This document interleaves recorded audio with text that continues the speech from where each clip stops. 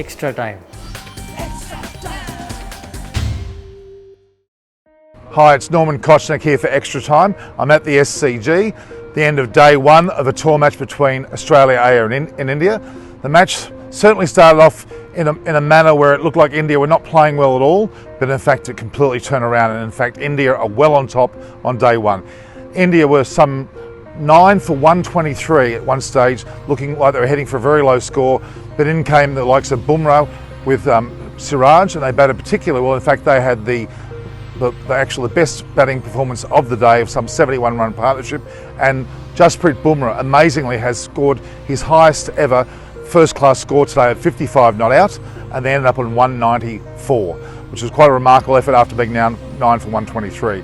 Earlier on in the day, the likes of Prithvi Shaw and Shubman Gill put on a pretty good opening or first drop partnership where they both scored in the 40s, both Shaw 40 and Gill 43 respectively. And it looked like they were heading for quite a disaster at 9 for 123. But as I said, Bumrah come in and scored a magnificent 55 not out, hitting his 50 with magnificent 6 to the boundary. It was quite impressive indeed.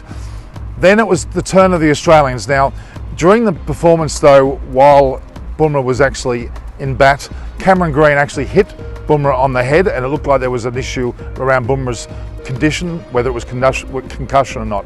But in fact, it turned quite nasty the other way. In fact, Bumrah, on playing a shot back to the bowler, which was Cameron Green, hit his hand and then deflected onto his head. And Cameron Green was in fact the one that was out for the rest of the match. He's been deemed no longer to play for the rest of the tour match.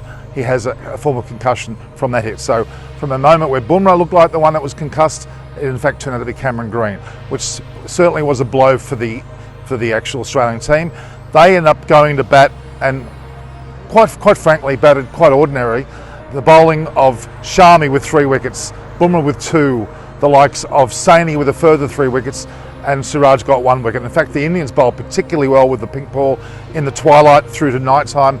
Looked sensational, looking very good for the test match. I would argue that Shami Bumrah certainly will be in the team. Umesh Yadav is also on the sidelines. I think he should be the third bowler, but it looks like Saini and Siraj have certainly put their performances together today very, very well.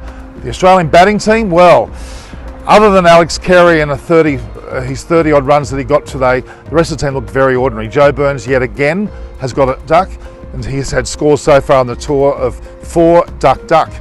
Not looking very good for the future opening partnership with him and Marcus Harris. Harris didn't do too badly with 26, but honestly Australia were woeful. All out for 108. Looked very ordinary. In fact, I'm quite bewildered with the selections. Cameron Green was replaced by Pat Rowe, who did admirably well for the lower part of the order at the age of 19, but the rest of the batting line was very forgetful, and it was particularly disappointing to see the way that Harry Conway at the end was carrying on. I thought it was quite embarrassing the way he batted towards the end. It was a bit of a circus. I was quite disappointed. Anyway, Australia have a lot to answer for here, having scored 108. India, commendable with their 194, and in particular Bumrah's batting was sensational, and his bowling. India certainly on top for this match.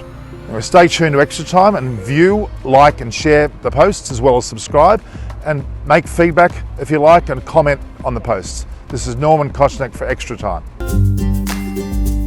Hit the subscribe option and the bell icon to get all the exclusive sports videos on Extra Time.